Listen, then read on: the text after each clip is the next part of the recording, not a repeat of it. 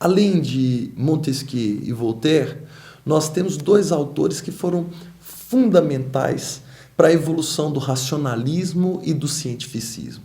Eram eles Diderot e D'Alembert.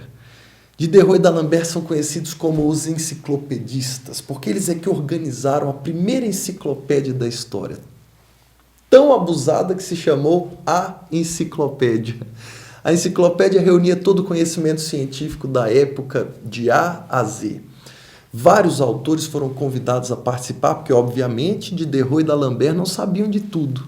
Então, participam como enciclopedistas, ou seja, contribuíram para a escrita da enciclopédia, autores como René Descartes, Jean-Jacques Rousseau e outros.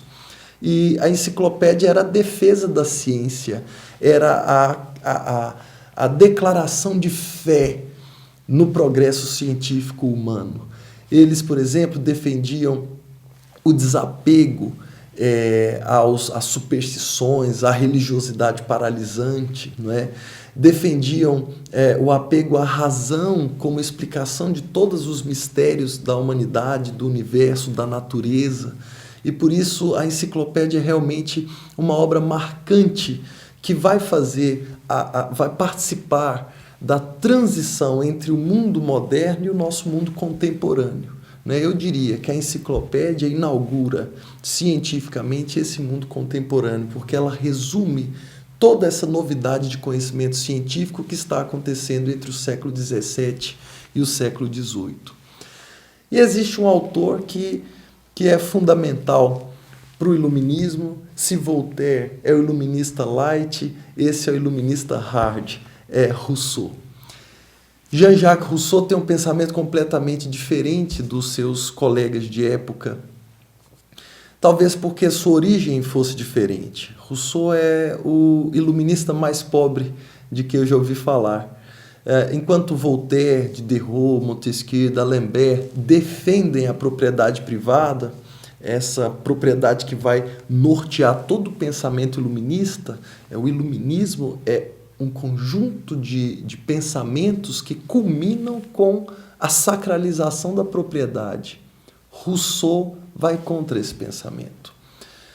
Enquanto os outros iluministas têm origem rica, são pessoas que têm berço de ouro, Rousseau é um suíço, filho de agricultor, alfabetizado pelo pastor de sua igreja, um homem simples.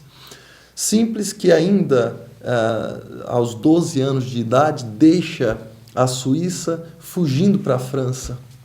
E na França vai passar por maus bocados, vai exercer profissões simples. Rousseau é um homem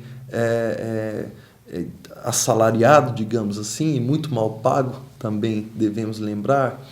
Mas isso vai influenciar profundamente a obra de Rousseau. Rousseau era tido pelos outros iluministas como alguém muito inteligente, mas a sua origem influencia o seu pensamento. Por isso que alguns dizem que o filósofo fala de acordo onde o pé pisa. E em Rousseau isso é bastante verdadeiro.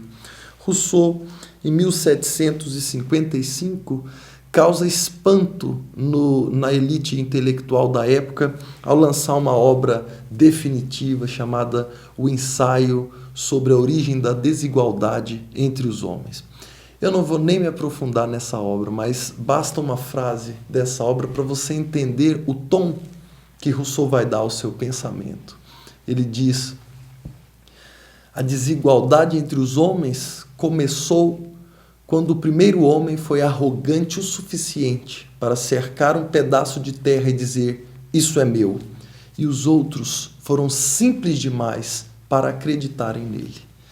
Ou seja, Rousseau atribui ao surgimento da propriedade privada o surgimento da desigualdade entre os homens. E isso era extremamente revolucionário para aquela época. Embora Rousseau não seja um socialista, não se pode negar a influência que teve sobre os autores socialistas que viriam a escrever no século XIX. Além dessa obra, que levou Rousseau a ser processado, Rousseau, por diversas vezes, foi arrastado aos tribunais para se explicar, por diversas vezes foi ameaçado de banimento e ameaçado de perder o direito de publicar seus livros. Mas ele continua nessa mesma linha quando, em 1762, ele escreve a obra do Contrato Social.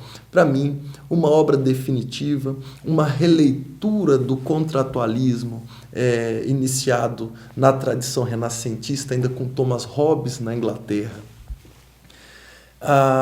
Rousseau, ao escrever do Contrato Social, ele retoma um argumento de John Locke, que dizia que a autoridade, o poder emana da sociedade, do povo.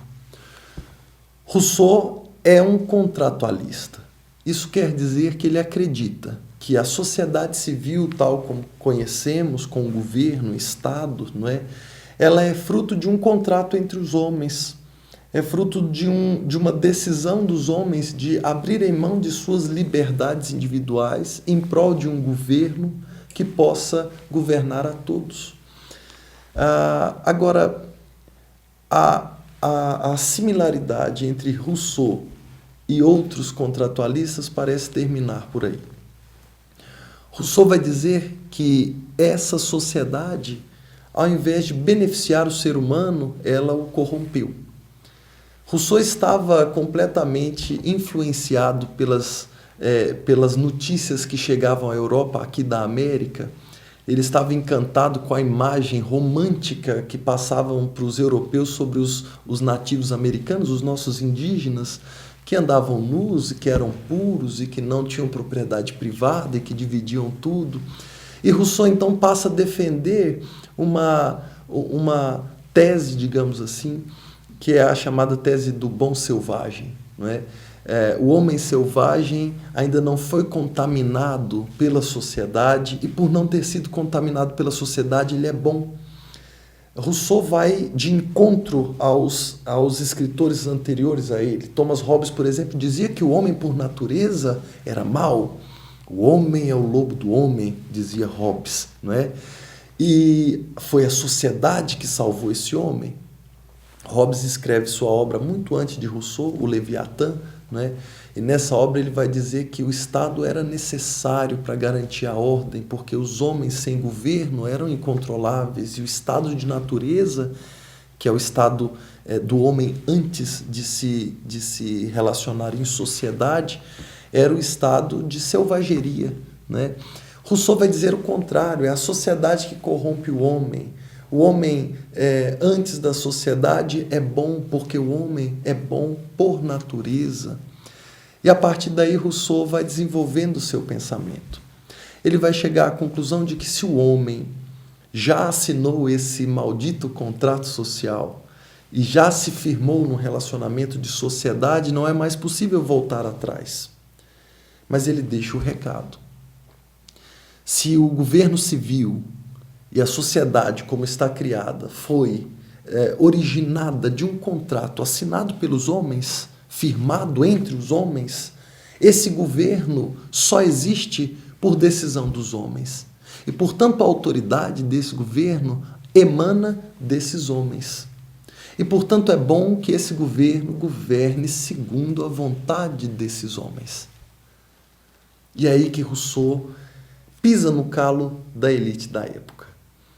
Na obra do Contrato Social, Rousseau nos dirá que o poder emana dessa sociedade que assinou o contrato. Em termos mais atuais, nós diríamos que o poder emana do povo, não é? E que o governo tem que governar segundo essa vontade. A vontade do povo, Rousseau chama de a vontade geral.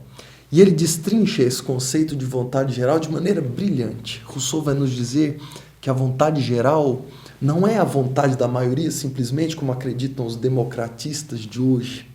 Eu costumo dizer que Rousseau não fala ao homem do século XX, né, ao século XXI, mas ele fala ao homem do século XXII, porque até hoje nós não alcançamos o nível de democracia que Rousseau apregoava em sua obra. Ele dizia que a vontade geral que deve governar o governo não é a vontade da maioria, pois essa é apenas mais uma ditadura, a ditadura da maioria. A vontade geral, para Rousseau, e prestem atenção nisso, é a vontade da maioria, respeitados os direitos das minorias.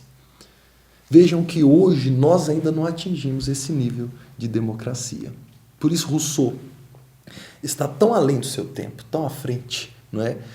É Rousseau quem vai dar base para alguns discursos importantes no nosso século XX, esse século que passou, o século das guerras, né? Como, por exemplo, é Rousseau quem vai dar discurso para aqueles que queriam o fim das leis de segregação racial nos Estados Unidos. Todo o discurso de destruição das leis de segregação racial foram discursos russonianos. De fato, a maioria dos eleitores americanos eram contrários ao fim da segregação racial. Mas a argumentação dos que resolveram encerrar essa página da história era de que os direitos das minorias, quando não afetavam os direitos das maiorias, deveriam ser garantidos. Eram direitos ditos líquidos e certos. E isso permitiu que a democracia fosse aperfeiçoada, né? A democracia não é apenas o atendimento ao desejo da maioria, mas é o atendimento a esses desejos desde que eles não signifiquem a escravização. Com esses pensadores, o iluminismo ganhou a Europa e ganhou o mundo também. Com as ideias de Montesquieu, de Diderot, d'Alembert, Voltaire, Rousseau, nós vamos ter insumos para diversos movimentos importantes da história. Foi o iluminismo que influenciou a independência norte-americana, a independência dos países da América Latina. O iluminismo desencadeou o pensamento da Revolução Francesa, norteou a Constituição Francesa, a Declaração dos Direitos do Homem. O iluminismo, portanto, é o pensamento que inaugura esse mundo em que nós vivemos hoje, o mundo contemporâneo.